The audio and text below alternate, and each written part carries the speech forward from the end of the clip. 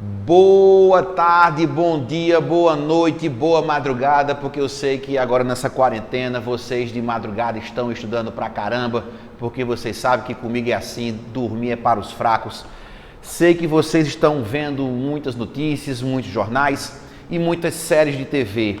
Eu tenho uma para recomendar para vocês e me dê moral para assistir, chama-se Os Templários, está lá na Netflix, está na segunda temporada e é show de bola. Assiste lá e depois me procura para a gente comentar, tá bom?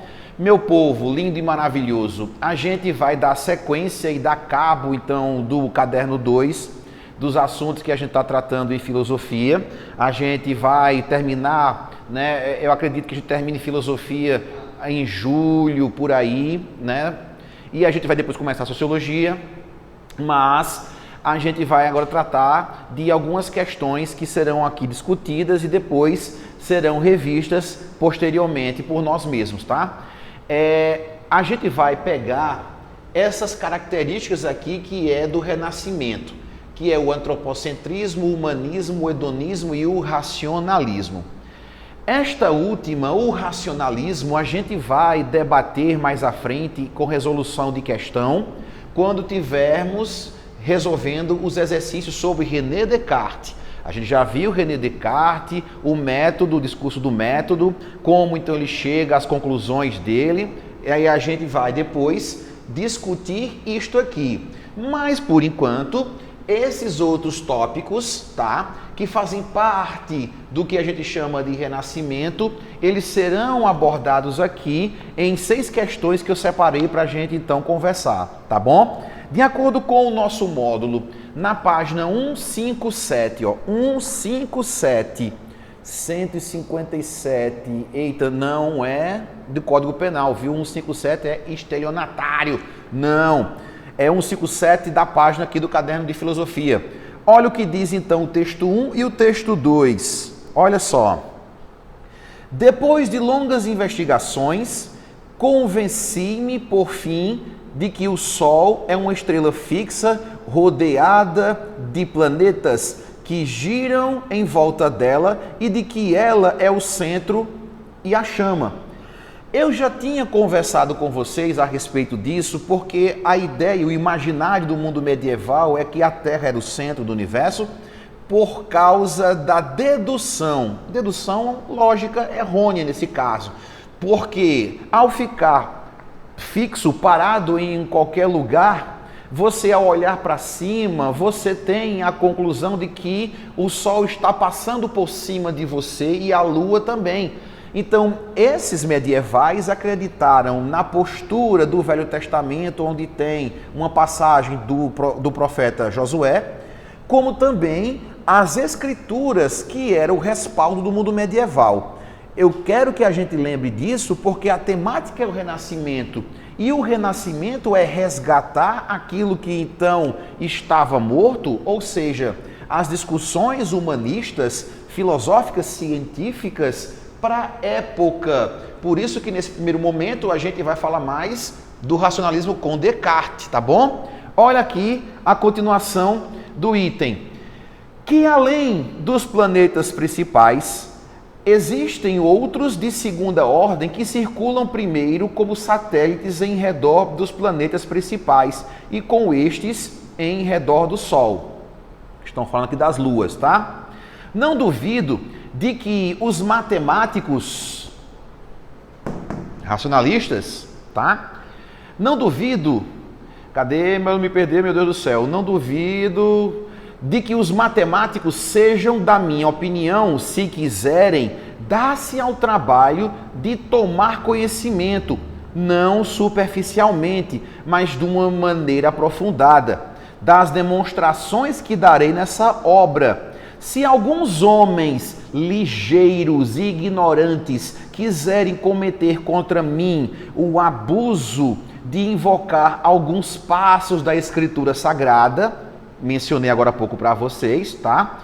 A que torçam o sentido, desprezarei os seus ataques. As verdades matemáticas não devem ser julgadas senão apenas por matemáticos. Quem falou aqui? Nicolau Copérnico. Nicolau Copérnico, ele era da igreja, tá? E ele vai exemplificar os primeiros estudos matemáticos para falar sobre o heliocentrismo. O que isso tem a ver? É o racionalismo, a relação do antropocentrismo e a ideia sui generis de que o homem, ao usar a matemática, ele não precisa mais da igreja para explicar as coisas da natureza, ou seja, as coisas de Deus. Lembre-se, se vocês têm as aulinhas de física hoje, é porque o homem, ao usar a matemática, ele interpreta a natureza, física. Então o homem não precisa da igreja, ou do papa, ou do padre, ou do bispo para dizer os fenômenos da natureza como antes era. Por isso é esse rompimento e o uso da matemática como pontapé para o racionalismo e a razão, ok? Vamos para o segundo texto aqui. Aqueles que se entregam à prática sem ciência são como o navegador que embarca em um navio sem leme nem bússola. Sempre a prática deve fundamentar-se em boa teoria, antes de fazer de um caso uma regra geral. Experimente 2 ou 3 vezes e verifiquei que as experiências produzem os mesmos efeitos. Nenhuma investigação humana pode se considerar verdadeira ciência se não passar pela demonstração matemática. Quem está dizendo isso aqui, então, é um rapazinho chamado Leonardo da Vinci. Muitas pessoas não se tocam que as obras de arte também, elas são proporções matemáticas. Todo artista, todo pintor, artista plástico, quando ele vai fazer uma pintura, ele vai fazer os primeiros esboços e as medições por causa das proporções. E isso é a matemática, gente. Não é simplesmente fazer arte por arte e dizer que está retratando um contexto. Não, mas tem a matemática. Recomendo a vocês, por exemplo, que vejam as questões obscuras, aspas, tá? Obscuras que norteiam a última ceia. E eu não estou falando do filme Leonardo da Vinci, do filme O Código da Vinci, não. Eu estou falando da proporção áurea, tá? Cristo no centro e todos os ângulos de forma simétrica e não assimétrica. Elas são explanadas ali na obra, tá? Isso é uma característica do Renascimento. Bom, o comando da questão agora. O aspecto a ser ressaltado em ambos os textos para exemplificar o racionalismo moderno seria: letra A fé como guia das descobertas. Letra B, o senso crítico para se chegar a Deus. Letra C, a limitação da ciência pelos princípios bíblicos. Essas 3 últimas aqui, elas não corroboram com o que é o Renascimento. A primeira está falando da fé como descoberta. A fé não descobre nada, porque é o homem. A letra B está falando senso crítico para se chegar a Deus. Se alguém conseguir provar de uma forma racional, por isso a gente não fala de fé, porque é complicado, é subjetivo, mas de uma forma racional, como é que pode se provar isso de Deus, a gente teria resolvido vários problemas, inclusive o mundo medieval. Vamos para a letra C, a limitação da ciência pelos princípios bíblicos. Olha, há uma referência aqui, nesse segundo texto, quando Leonardo da Vinci ele diz que deveríamos fazer testes 2, 3, 4 vezes, se assim for necessário. Por quê? Para fazer ciência tem que se fazer testes. Por favor, entendam que a palavra ciência, dentro desse contexto, é a palavra conhecimento. Se você está ciente disto, então você fez ciência, fez saber sobre isso. É essa relação aqui que está sendo tratada. Isto aqui que o Da Vinci disse no texto 2 é o que vai ser o pontapé para o Francis Bacon, que também nós já vimos, falar sobre o que é o conceito de ciência e laboratório, que para que a gente possa fazer conhecimento no laboratório, lugar de trabalho, lugar de laboro, estudo, ok? você tem que fazer testes. Olha aqui de uma forma bem direta. Letra D, seria a importância da experiência e da observação, ou seria o princípio da autoridade e da tradição? A letra correta aqui do nosso item é a letra D. Não é a letra E, porque está falando do princípio da autoridade e da tradição. Princípio da autoridade seria, no caso, falando de um bispo, de um padre ou de um papa, se ele dissesse sobre esse tema. A autoridade sou eu. Quem é você para contestar Deus? Lembre-se, no mundo medieval que falamos sobre isso. O padre religa você, então é ele o representante, tá bom? Não seria essa. Então fica a letra D, a importância da experiência e da observação. A observação. Os dois textos estão falando sobre isso. E o que isso implica dizer? Você está começando a fazer ciência, ok? Tá bom? Vamos então para a segunda. Leia este trecho em que se faz referência à construção do mundo moderno, e abre aspas agora.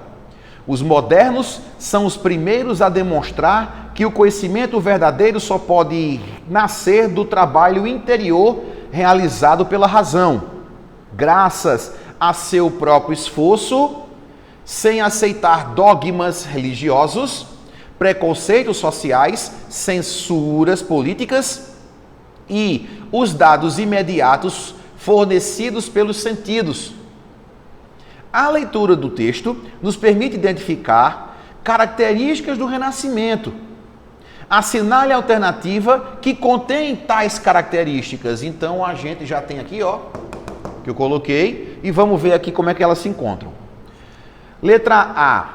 A nova postura com relação ao conhecimento, a qual transforma o modo de entendimento do mundo e do próprio homem, ou seja, a letra A seria uma característica do Renascimento, de acordo com esse texto. Vamos para B. Ruptura, seria uma ruptura com as concepções antropocêntricas. Olha, gente, antropocentrismo, então não pode ser uma ruptura, tá? Porque o homem no centro, homem vitruviano, ó, é a representação de que o homem, ele busca saber, ele busca conhecer, tá bom? Não pode ser a letra B. Vamos para C. Ruptura com o mundo antigo, a qual caracteriza um distanciamento do homem face aos diversos movimentos religiosos. Poderia até ser que o homem distanciasse dos movimentos religiosos. Poderia. Porém, a gente tem um problema aqui.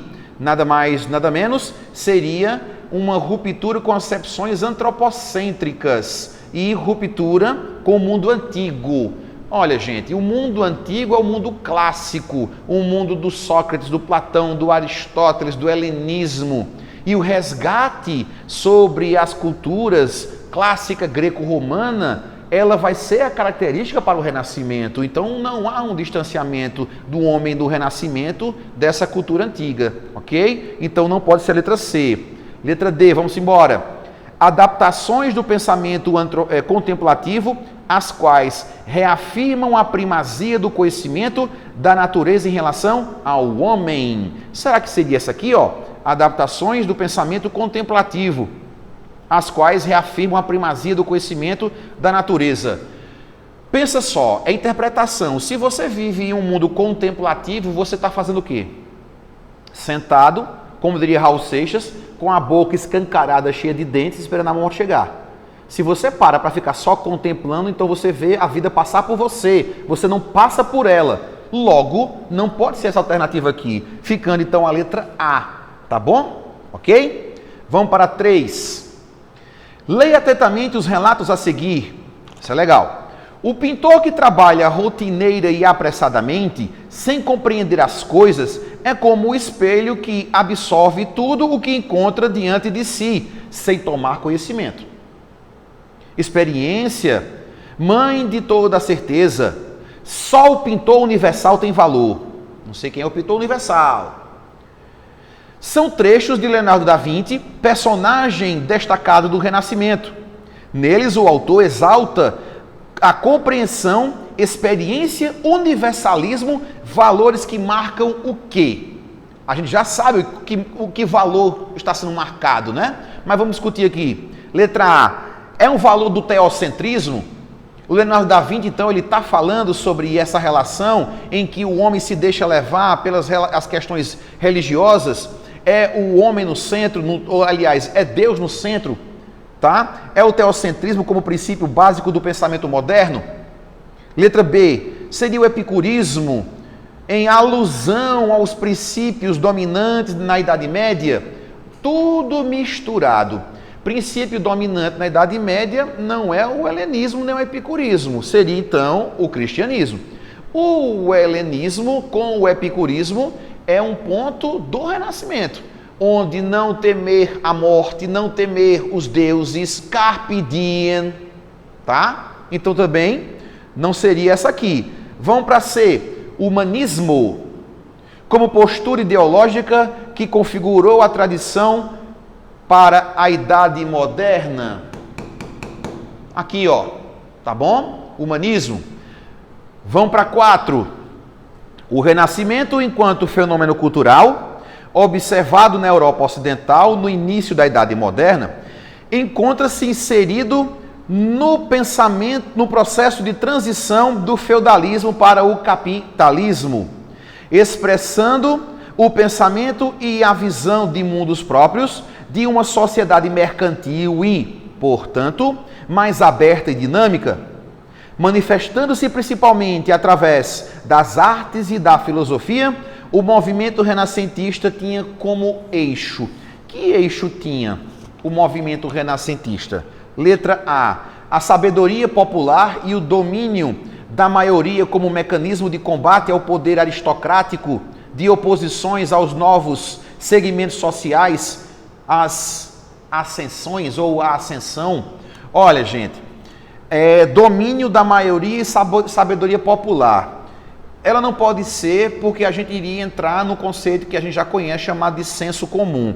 E como a gente está tratando de ciência, afastando-se então da religião, então não poderia ser enquadrado isso aqui como o eixo central do pensamento renascentista, tá bom? O senso comum não vai rolar aqui.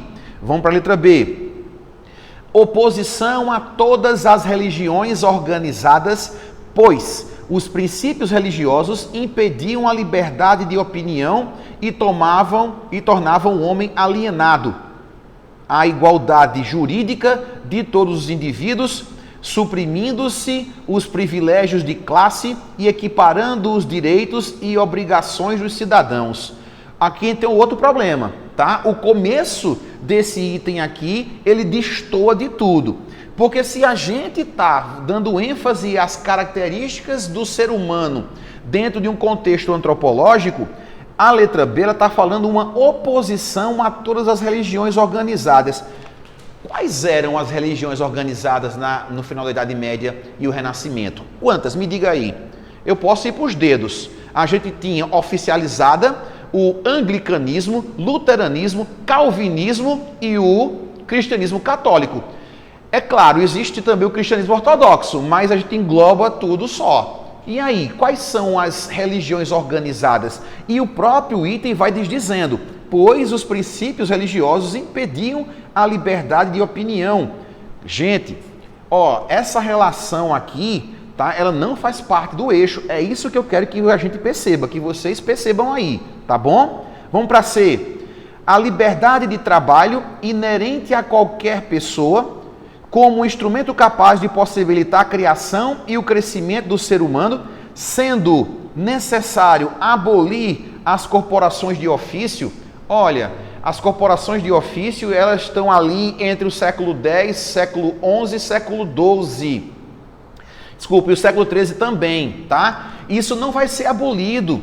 Isso vai ser melhorado, onde a gente vai ter os princípios da ascensão burguesa por causa do movimento da questão manufatureira e a burguesia ganhando condições para lutar por seus interesses, que depois serão interesses políticos, tá bom? Então não pode ser essa aqui. Letra D, a valorização do homem por sua razão e por suas criações, difundindo a confiança nas potencialidades humanas e superando o misticismo dominante no período medieval. Olha de novo aqui, por isso eu fiz questão de deixar os tópicos sempre para vocês associarem a essas características do Renascimento, porque a letra D, ela está dizendo que valorização do homem, razão, racionalismo, valorização, antropocentrismo, humanismo. Ok, meu povo? Vamos para a próxima. Questão 5. Para então o pensador Thomas Hobbes, tá? O Hobbes, a gente vai lembrar aqui, o Hobbes ele defende uma espécie de contrato. Esse contrato ele vai acontecer simplesmente porque para ele a sociedade da Inglaterra ela vive um estado de guerra constante, onde as pessoas têm medo uns dos outros e essa sensação de insegurança faz com que então o homem se torne lobo do homem. Então a única maneira para Thomas Hobbes, no livro O Leviatã, é o homem dar a única coisa que ele tem a um corpo político ou a um rei, a sua liberdade, para que este rei ele possa então acabar com essa sensação de insegurança. Ok? Vamos embora para o texto. Para o filósofo inglês Thomas Hobbes, o estado de natureza é um estado de guerra universal e perpétuo, contraposto ao estado de natureza entendido como estado de guerra e estado de paz. É a sociedade civilizada. Dentre outras tendências que dialogam com as ideias de Hobbes, destaca-se a definida abaixo, ou seja, o item 2. Nem todas as guerras são injustas e, correlativamente, nem toda paz é justa. Razão pela qual a guerra nem sempre é um desvelador ou desvalor. E a paz nem sempre é um valor. Ou seja, Norberto Bobbio está dizendo o seguinte, que se existe guerra, isso não quer dizer que é algo ruim. E se também tem paz, isso também não quer dizer que é algo bom. Tá certo? A paz pode ser pela covardia, enquanto outros sofrem. A guerra pode ser pela questão do impulso, enquanto outros sofrem também. Então o texto 1 e o texto 2 é para você interpretar o que está sendo pedido aqui agora. Comparando as ideias de Hobbes, texto 1, com a tendência citada no texto 2, podemos afirmar, letra A, em ambos os textos, a guerra é entendida como inevitável e injusta. É só você perceber, os dois textos estão falando sobre isso, para evitar. Lembre-se sempre, eu não sei como é as resoluções em outras disciplinas, mas em humanidades vocês têm os seus 3 minutos e 15, para vocês lerem com calma, tá bom? O Enem é isso, a interpretação. Os dois textos estão falando sobre isso? Não. Então, se não estão, joga fora. Letra B. Para Hobbes, a paz é inerente à civilização e, segundo o texto 2, ela não é um valor absoluto. C. De acordo com Hobbes, a guerra é um valor absoluto. E segundo o texto 2, a paz é sempre melhor do que a guerra. Olha, se você lembrar o finalzinho de Norberto Bobbio no texto 2, ele está dizendo que isso não quer dizer um valor ou um desvalor, se você então fizer guerra. Então não pode ser a letra C. Letra D. Em ambos os textos, a guerra ou a paz são boas quando o fim é justo. Seria Maquiavel? Tá? Os fins justificam os meios? Agora, se você pensar isso, antes, se pergunte agora, os dois textos falam sobre isso? Vamos para a letra E. Para Hobbes, a paz liga-se à natureza e, de acordo com o texto 2, à civilização. Se Hobbes já está dizendo que o homem é lobo do homem, como é que nesse quesito aqui está dizendo que a paz liga-se à natureza? É claro que não. Fica então a letra B, B de bola, dando aí o dedão e marca aí com o lápis, tá certo? Vamos para a última questão, 6. Daqui nasce um dilema, Maquiavel.